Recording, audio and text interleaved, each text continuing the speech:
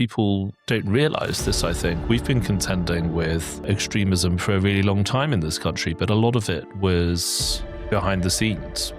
And actually, slowly over time, it feels as though we've become inured to it. So when a bomb goes off, people move on very quickly now. But one of the other things that's happened is that... Should we just talk a little bit about what happened to you at Villa? Because there was that unpleasant confrontation that was caught on camera where you were called a dog. You're a dog. I'm a dog. Is that what you're calling me? That the people who were being unpleasant in response to you commanded the police to take you away. Officer, can you take this dog away? Which they then did. That's how it looked from the outside. That's exactly what happened. We also know that West Midlands Police were making decisions based on a dossier given to them by the Hind Rajab Foundation, whose two founders is Hezbollah aligned. Police were making informed decisions based on extremists' information given to them. You looked around and saw, I think it was an advertisement for an estate agency or something that was in Arabic with a Palestinian flag on it. Yeah, it was in Arabic. And what does that say about the state of the nation? But for too long, I think the British state has allowed the extremists, the other side, to decide where the line is.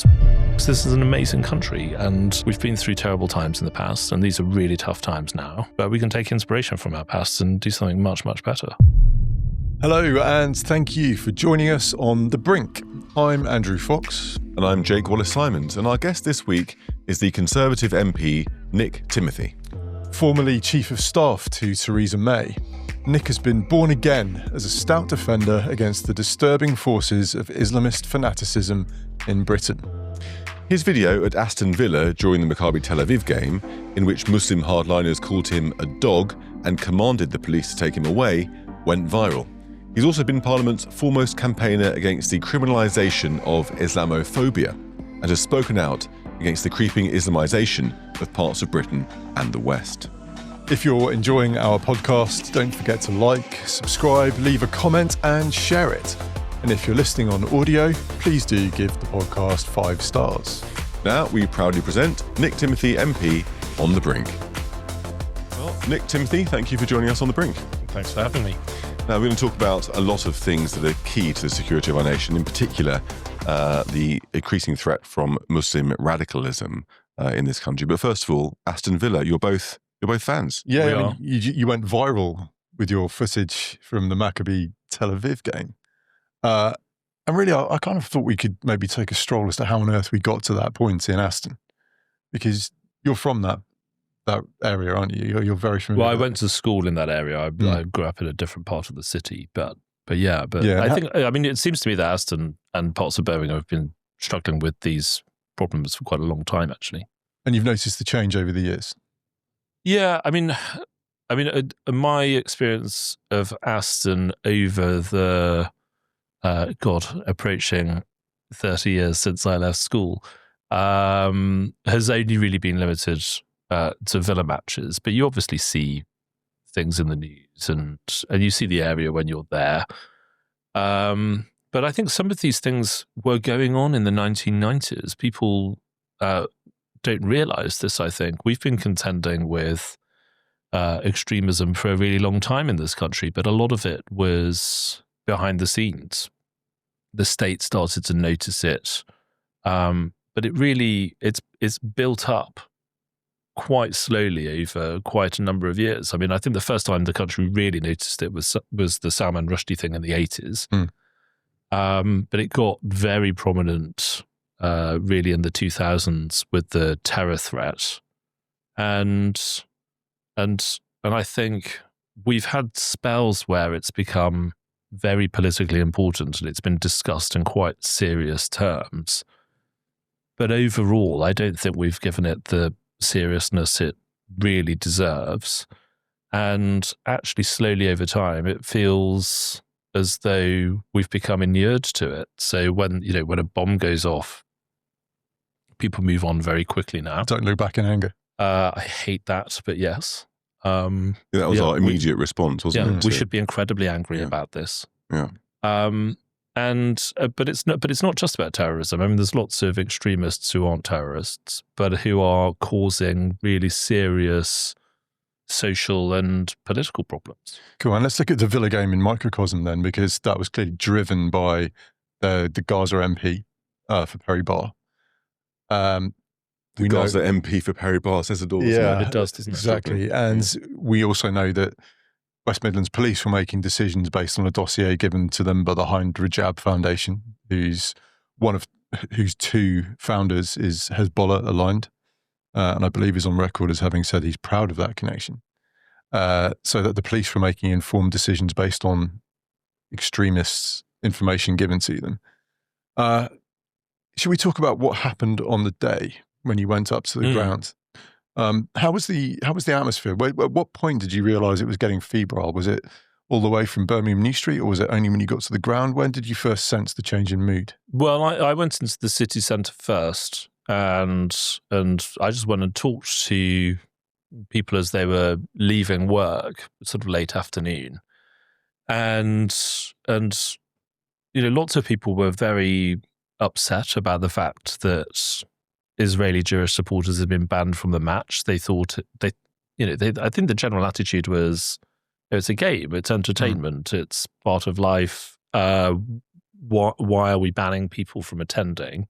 The people who were upset, were they Muslims or were they non-Muslims on the whole? Well, mixture? I think generally those were non-Muslims. One of the things that struck me when I talked to some guys in the city centre who were Muslim, who were obviously not extremist at all, was the extent to which the narrative that the Maccabi Tel Aviv supporters were all hooligans, and therefore, even though it's sad, it was probably the right decision, that narrative seemed to have become embedded really? with those guys, yeah.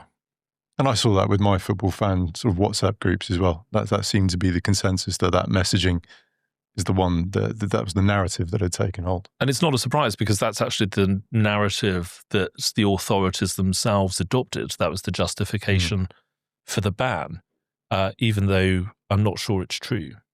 Are you convinced that it's untrue? It seems to me, and I'm not an expert in hooliganism in Israel, but it seems to me that there are undoubtedly some hooligans among the Tel Aviv supporters.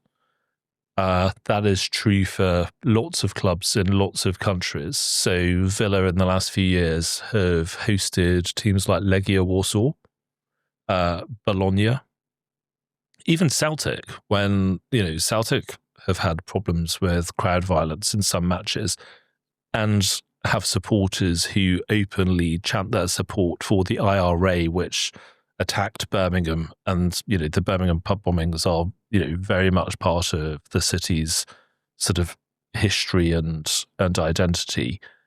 So Villa have hosted all these different clubs with shall we say, patchy records, but somehow Maccabi Tel Aviv was treated completely differently, and while there may be a hardcore of fans who are a problem, and generally speaking, the police are pretty expert in monitoring these people and making sure that any threats are contained, the narrative became that actually pretty much all the fans were like that. They were all, people were saying they were all IDF. The implication was it was almost some kind of hybrid warfare. And of course, there was untrue. And the petition against the Israeli fans coming was launched directly after the draw. Before anyone was talking about hooligans at all. It felt like that was appended latterly as a retrospective justification. And also, I mean, there was that bit in your video where you looked around and saw, I think it was an advertisement for an estate agency or something that was in Arabic with a Palestinian flag on it, or in Urdu or something. No, it was in Arabic. In Arabic. I mean, and a lot of the population there, the Muslim population in Birmingham, is from Pakistani descent, as far as I understand, which has little to do with Palestine. No, there's no shared border apart from the Muslim connection, obviously. It feels like Palestine, in a way, has become a totem for extremism in certain parts of Britain, rather than a reasoned position held on the basis of humanitarian concerns. Yeah, so there was an estate agent sign where the slogan was "estate agency done differently," with a picture of the guy who runs the business, and then at the top of the board was a Palestinian flag with Arabic writing on it. And I looked up the estate agency online, and it has lots of stuff on there about how they give to Palestinian charities and things like that. But the location of that advert was next to a roundabout where every lamppost around the roundabout had the Palestinian flag flying from it. And of course, closer to the ground, there were signs that had been erected by these guys the night before the match that were saying, if you see a Zionist, report them, in a way that they were trying to make the signs look like they were counter-terrorism Official alarms. Or what does it say to you about our country that you have seen as parts of the country like that are dominated by Palestinian flags, bits of Arabic writing? And what does that say about the state of the nation? Well, to me, it doesn't say anything we didn't already know, really, which is that we're horribly divided. In some ways, Britain has made a real success of its kind of its modern multiracial identity. Rishi became Prime Minister, Kemi is the leader of the Conservative Party, and nobody's really blinked at that. We're doing quite well compared to lots of other countries at handling the sort of diversity of racial identities that we have. But there are some ways in which the country is horribly divided, and you can see that in all sorts of ways. We definitely saw it at the Villa match. We have people who were elected to Parliament who call themselves Gaza independents about some foreign conflict that has nothing to do with life here. We have maps based on census data which show that in some towns and cities, there's basically a line between where a mainly Muslim population lives and then a mainly white working class population lives. We're horribly divided. And it's not just the social division that we're talking about, I think. It's the fact that a lot of quite extreme narratives have been allowed to take hold. And I think, we should have a deeper conversation about this, I think. But when we talk about Islamist leaders or Islamist preachers or street organizers or whatever, they obviously make threats about the future of this country, about foreign policy, often about Jewish people, often about other minorities as well, like Hindus or gay people or whatever. And we talk about it often in terms of the threat they pose to us, collectively as a country. But one of the other things that's happened is that the mainstream in politics and the media and the public services have allowed these people to dominate public discourse about what it is to be a Muslim in this country. Yes. So they are actually giving the wrong impression of a lot of opinion in the Muslim population here. But we're allowing them to say within that population that they're the ones with the power, and actually don't speak up if you just want to get on with your life and raise your family and get a good job and do well for yourself, because they're the ones who are in charge and they're the ones who the authorities listen to. Yeah, I mean, this is sort of getting into the Islamophobia definition territory, isn't it?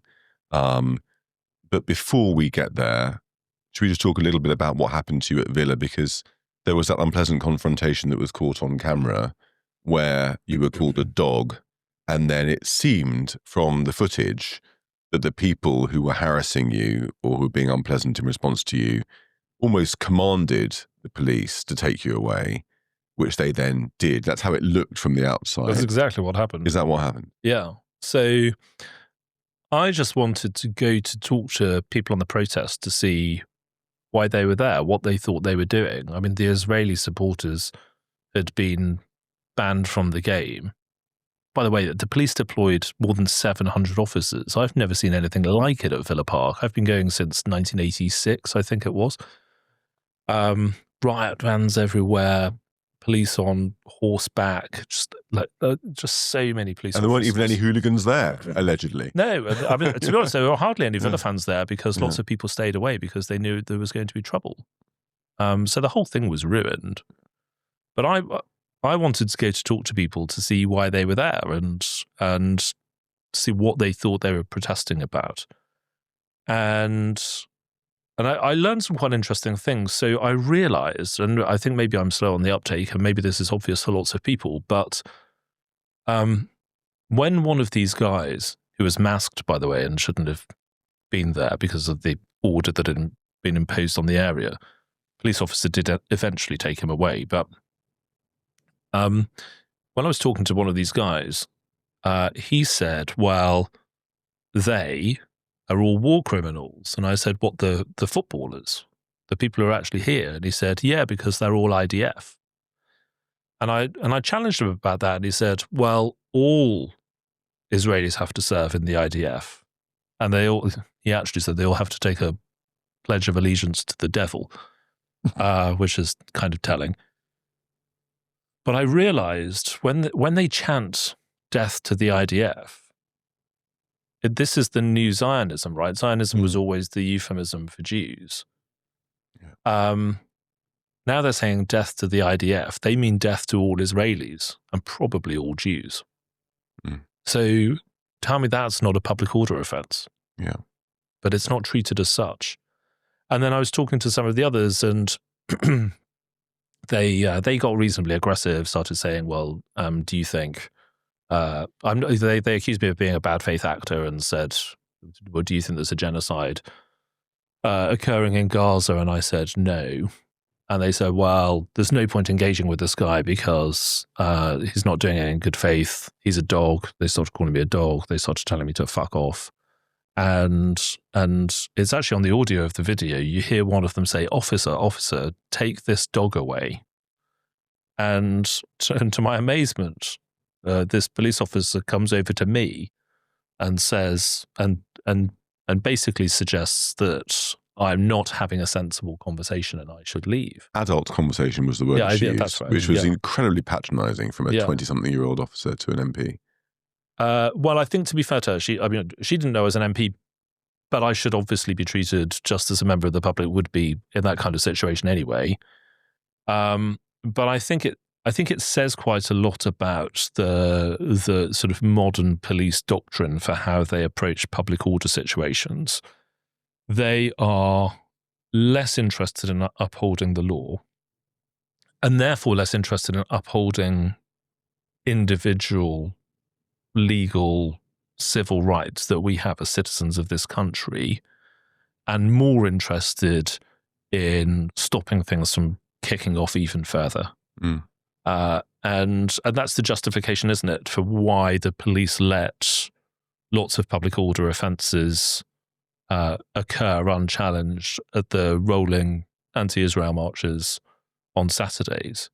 And it makes the police, in a way, with the best will in the world, not that they've got a difficult job with a massive rabble of people coming their way and a small number of people to protect, but it makes them almost, if their priority is public order above individual freedoms, it gets to a point where they can become an agent of the bullying mob, as happened to you, or seemingly happened to you. Yeah, and we see that in all sorts of examples, right? So we've seen it. So we see it on the Saturday marches where there was that one incident that I think of in particular where a Jewish guy was trying to cross the route of the march, and the police officer tells him that he can't because his very presence was a provocation.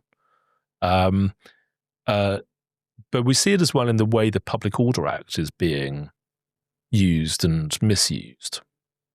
So there have been 2 cases this year where people have been arrested and charged for public order offences after they've desecrated copies of the Quran in public and said things that were offensive to Muslims. in the case of Hamit Çoskan, who's a Turkish guy who was doing a protest outside the Turkish consulate in London, he said these things that were undoubtedly offensive. It's obviously unpleasant to burn anybody's holy book, but it's not illegal. He did this outside the consulate, and 2 different people came over and physically attacked him, one of whom attacked him with a knife and shouting, "I'm going to kill you." And the video footage is online. It's a very violent attack.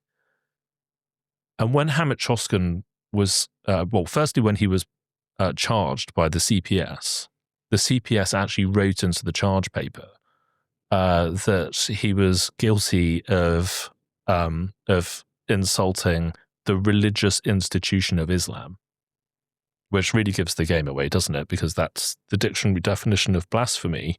There was an outcry, and they withdrew that charge sheet and replaced it because there's no law that says that it's an offence to do that.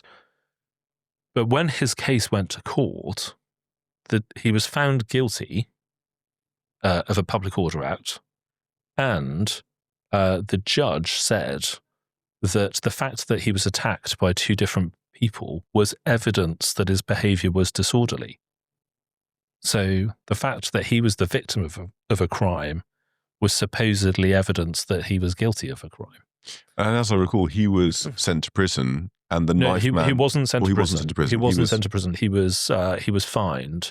But then he appealed, and he won his appeal. Right. And the wording of the judge in the appeal was really important because it's incredibly clear cut. The judge in the appeal said, if the right to free speech means anything, it means the right to offend, and we don't have blasphemy laws in this country. So what's really important now, especially as there's another case in the legal system at the moment, I think, is that the police and the Crown Prosecution Service change their guidance. I've written to them asking them to do this. Haven't had a reply yet. They should change their guidance to make clear that people should not be arrested or charged for blasphemy offences, because there are no such thing. Well, for now, because obviously there's a definition of Islamophobia being debated as to whether it should go onto the statute books, that effectively does create a blasphemy law, doesn't it? Well, so the Islamophobia definition is something slightly different. It won't go onto the statute book, so it won't be a law as such. And this is one of the justifications for it. It's merely a definition that would be adopted by the government. But of course, definitions like this actually take on a kind of semi-legal purpose. I thought the point was it was going to be a criminal offence to be Islamophobic. Wasn't that the whole point? No, it's an official definition. We don't know what the definition is yet. That will be used to help people to understand what the problem is and to monitor it. But of course, if you look at things like the equal treatment bench book, I think they call it, for the judiciary, that uses terminology like Islamophobia already. If you ask police forces whether they monitor Islamophobic hate incidents, they say they do. If you say, what do you mean by that? They're very vague about it. So it's quite clear, I think, that if the state adopts a definition, it's going to affect the law because it will end up being used as the definition of religious hatred in cases that involve Muslims. Yeah. But it will also massively restrict free speech because it will be used by the press regulator. It will be used by people in disputes at work, I suppose, and things like that. And the big problem with it is that it very deliberately confuses 2 different things. First, the protection of people from harm, which actually already is illegal through religious hatred legislation, and the protection of ideas and beliefs from scrutiny and criticism and satire and so on, which has never been, well, when I say never, it hasn't been illegal in decades and decades. The last blasphemy case that was brought by the state in this country was more than a century ago. And in terms of the Islamophobia definition, there already is one that the Labour Party adopted in 2019, isn't there? And that was a horrendous piece of work, partly because it describes references to the child sex rings or the grooming gangs as being an example of Islamophobia, and not reflecting of a genuine concern. And that was even after the Times reporting and a couple of inquiries, I think, had already happened into those sex rings. And in the foreword to that report, Wes Streeting and Anna Soubry explicitly said that they hoped that that definition would be used by civil society organisations, by the police and so on. So they explicitly wanted that perception of Islamophobia to be cascaded through the establishment. Yeah. And that's what we saw coming to pass in the years to come. Yeah, indeed it was. Yeah. So large parts of the state accepted the definition, the Labour Party did. And when the government said they wanted to launch a consultation to try to find the right official definition of Islamophobia, the working group they set up to look at what a definition might look like was entirely comprised of people who backed that definition that you just described. Why are they doing a second definition if they've got the first one? Well, I think they probably realised that the original definition that you've just referred to would be problematic, because lots of us have been writing for years saying that it was produced by the All-Party Parliamentary Group on British Muslims. Yeah. The foreword was written by Dominic Grieve, who chairs the working party that the government set up. As you say, Wes Streeting wrote an introduction to it. He's in the cabinet now. Steve Reed, who's the cabinet minister responsible for accepting an official definition, wrote to Labour councils saying, we want you to adopt the 2018 definition. So there's loads of overlap in terms of the people who supported that definition and who are involved in working on the definition now. There's huge overlap in terms of the organisations that are pushing for it, including very problematic organisations like MEND. And obviously the logic is the same. It's about this confusion of the protection of ideas with the protection of people from harm. And the rape gangs was a really good example because it said that explicitly in the report, that was an example of Islamophobic discourse. But it also had lots of other examples in that would be hugely problematic. So one of them was that it is Islamophobic to observe that there is entryism into government and societal organizations by Muslims. Now, obviously, but this is the point, right? So they say, well, it's bad to say that about Muslims. Nobody's saying it about Muslims in general.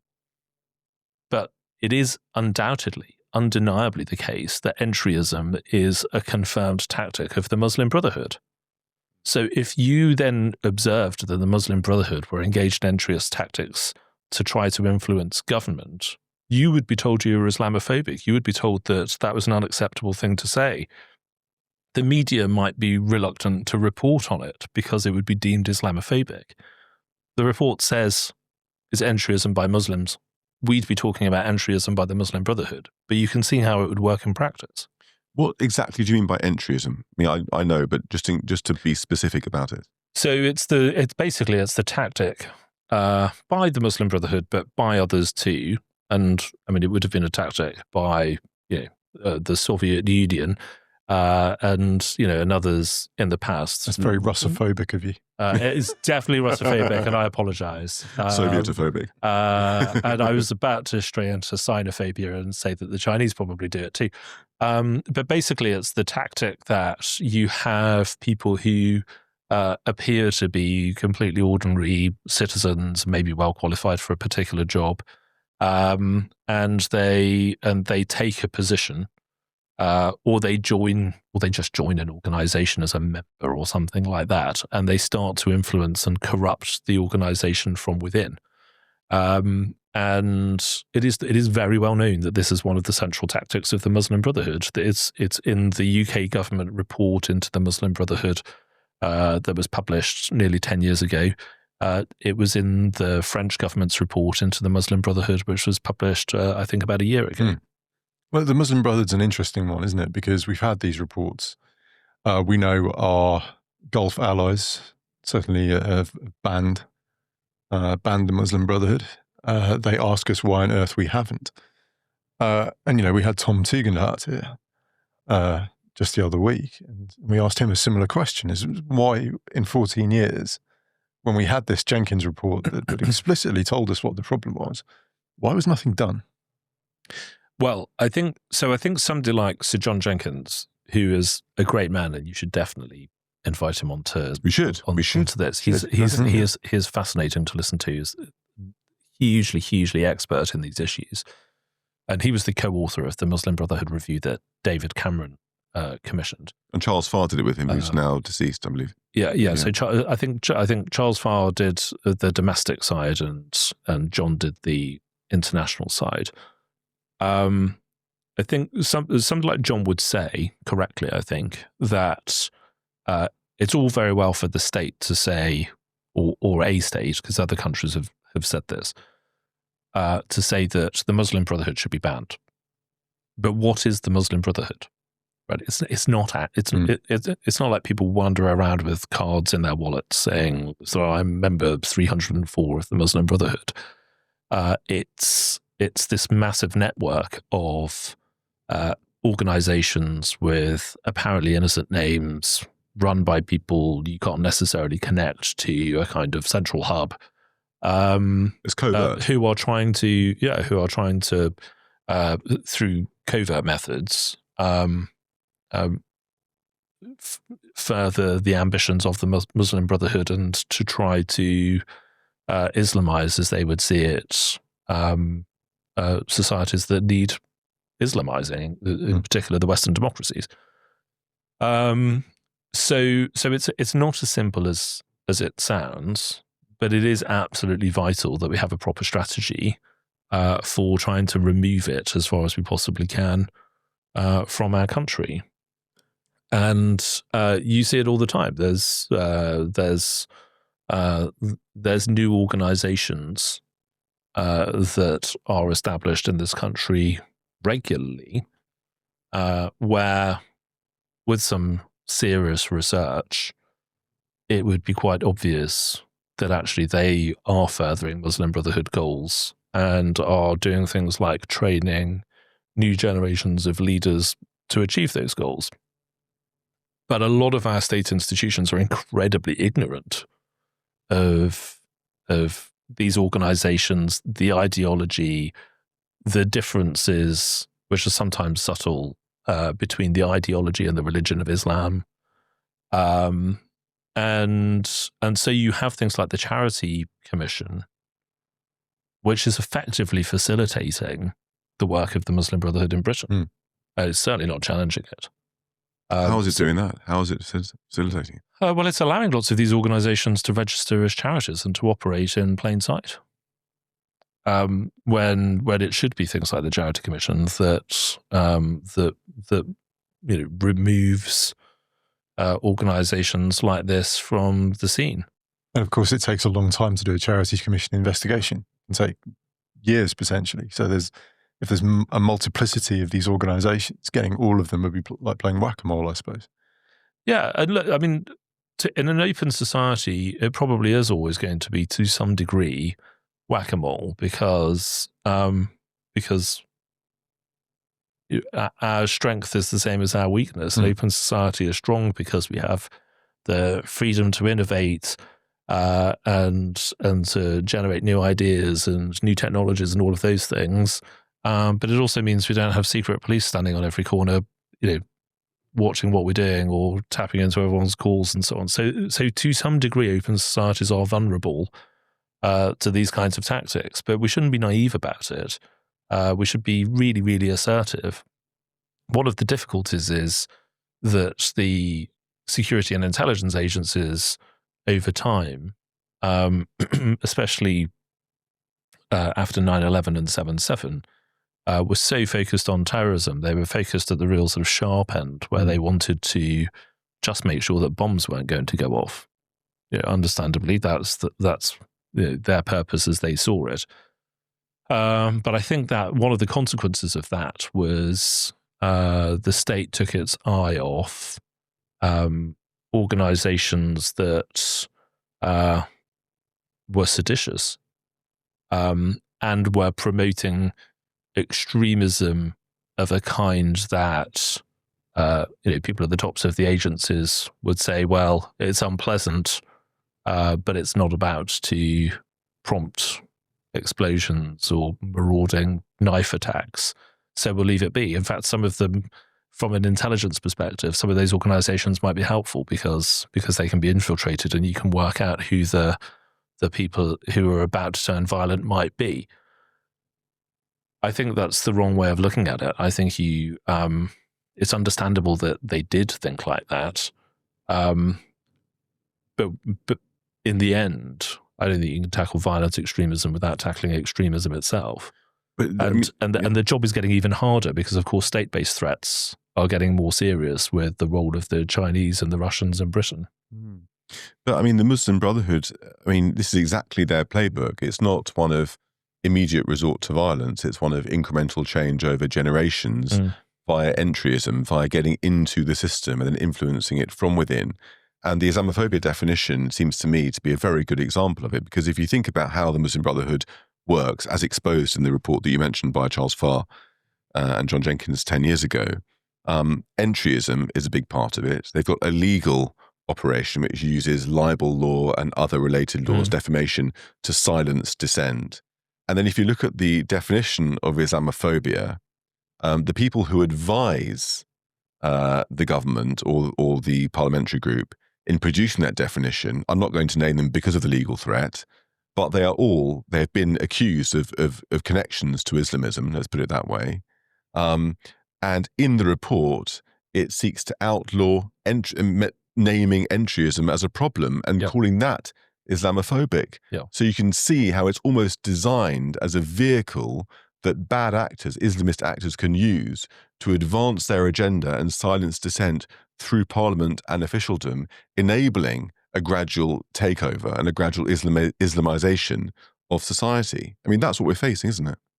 Yeah, and you can see how with each stage of the development of the strategy and the success of the goals as pursued so far, it leads to more. Would we have been talking 10 years ago, 20 years ago of de facto blasphemy laws? Would we have believed that a member of the Parliamentary Labour Party might stand up in Prime Minister's questions and say, will the government make it a criminal offence to desecrate one of the holy books of the Abrahamic religions, and the Prime Minister not say no? So they're winning, is what you're saying. They're winning. And there's, I was going to say 20 years ago, I was actually in a country fighting a group that believed heavily in blasphemy laws. I never quite expected to see it here in the UK, quite frankly. But I think there's a really important point here that actually this definition of Islamophobia, arguably more than anyone else in terms of the entryism and the radicalization context, more than anyone else, it hurts Muslims. Because it's the ordinary good people of the faith of Islam whose children are going to be at risk of radicalization and potentially criminalization and so on and so forth. So this is almost a self-defeating wound, not only against society, but also against, the good Muslim population of the country. And I think that's a really good point, because this is not just a sort of Muslim Brotherhood versus Western governments thing. This is actually a battle for control of what normative Islam means. Right? This is about interpretations of the Islamic faith itself. Who gets to decide that? Who gets to represent that to government and the authorities and to the rest of the country? And the state and people in positions of power in this country are, through naivety, doing the work of the wrong people, when we should be. We seem to be afraid. You often hear this said. It's like, oh, if you challenge these things, you're being divisive. So, well, we are divided. I'm not the one dividing us. But we know we're divided, and it's not divisive to point that out. It's just reality. But for too long, I think the British state has allowed. If you've been enjoying the conversation so far, don't panic. To catch the rest of the episode, just head over to our Substack at thebrinkpodcast.co.uk. And don't forget to grab a copy of my brand new book, Never Again: How the West Betrayed the Jews and Itself, in all good bookshops now.